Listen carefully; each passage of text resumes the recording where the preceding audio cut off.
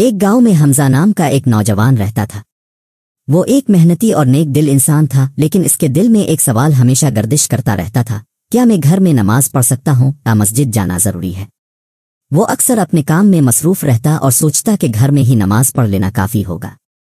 ایک دن اس نے اپنے دوست عبداللہ سے یہ سوال پوچھا۔ عبداللہ ایک دیندار نوجوان تھا جو ہمیشہ علم حاصل کرنے اور دوسروں کو سکھانے میں دلچسپی رکھتا تھا۔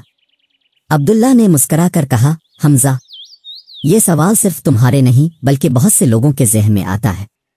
آؤ میں تمہیں ایک کہانی سناتا ہوں جو تمہارے سارے سوالوں کے جواب دے گی۔ ایک زمانے میں مدینہ النوری نامی ایک خوبصورت بستی تھی جہاں لوگ محبت اور ایمان کے ساتھ زندگی بسر کرتے تھے۔ وہاں کے لوگ باجماعت نماز کو بہت اہمیت دیتے تھے، لیکن ایک شخص عامر مسجد میں بہت کم جاتا تھا۔ وہ اپنے گھر میں اکیلے نماز پڑھتا اور سوچتا کہ یہی کافی ہے۔ ایک دن گاؤں کے عالم دین شیخ عثمان نے ایک حکمت بھری مثال دی۔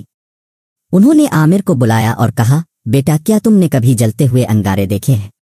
عامر نے حیرانی سے کہا، جی شیخ، انگارے جب اکٹھے ہوتے ہیں تو زیادہ دیر تک جلتے ہیں، لیکن اگر کوئی ایک انگارہ الگ کر دیا جائے تو وہ جلدی بجھ جاتا ہے۔ شیخ عثمان مسکرا کر بولے، یہی مثال نماز اور جماعت کی ہے۔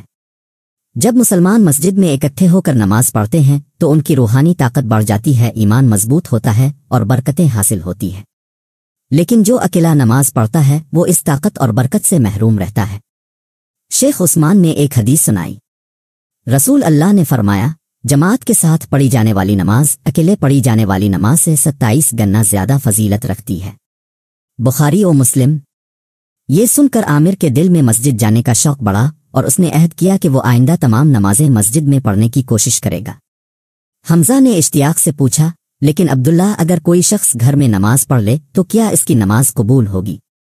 عبداللہ نے نرمی سے جواب دیا، ہاں حمزہ، گھر میں نماز پڑھنا جائز ہے، لیکن مردوں کے لیے مسجد میں جا کر جماعت کے ساتھ نماز پڑھنا افضل اور بہتر ہے۔ اس کے بعد عبداللہ نے وضاحت کی کہ کن صورتوں میں گھر میں نماز پڑھنے کی اجازت ہے۔ اگر کوئی بیمار ہو اور مسجد جانے سے قاصر ہو، اگر شدید بارش کا خطرہ ہو جیسے کہ طوفان، زلزلہ، دشمن کا خوف، اگر سفر میں ہو اور مسجد دور ہو، اگر کوئی ایسی مجبوری ہو جو مسجد جانے سے روکے جیسے معذوری یا دیگر حقیقی وجوہات۔ لیکن اگر کوئی بغیر کسی عذر کے گھر میں نماز پڑھتا ہے اور جان بوجھ کر مسجد جانے سے گریز کرتا ہے تو وہ جماعت کی برکت اور ثواب سے محروم ہو جاتا ہے۔ یہ باتیں سن کر حمزہ کے دل میں مسجد جانے کی شدید خواہش پیدا ہوئی۔ اس نے فیصلہ کیا کہ وہ آئندہ 5 وقت کی نماز باجماعت پڑھنے کی کوشش کرے گا۔ اگلی فجر کی نماز میں وہ عبداللہ کے ساتھ مسجد گیا اور وہاں کی پرنور فضا، لوگوں کا اجتماع اور امام کی خوبصورت تلاوت سن کر اس کا دل خوش ہو گیا۔ نماز کے بعد امام صاحب نے مسکرا کر کہا، بیٹا، جو پہلی بار مسجد آتا ہے وہ اللہ کے قریب ہو جاتا ہے۔ یاد رکھو، مسجد اللہ کا گھر ہے اور جو اس کے گھر آتا ہے وہ کبھی محروم نہیں رہتا۔ یہ کہانی ہمیں سکھاتی ہے کہ مسجد میں باجماعت نماز پڑھنا مردوں کے لیے افضل ہے اور اس میں کئی گنا زیادہ ثواب ہے۔ گھر میں نماز پڑھنا جائز ہے، لیکن بغیر کسی مجبوری کے مسجد چھوڑنا صحیح نہیں۔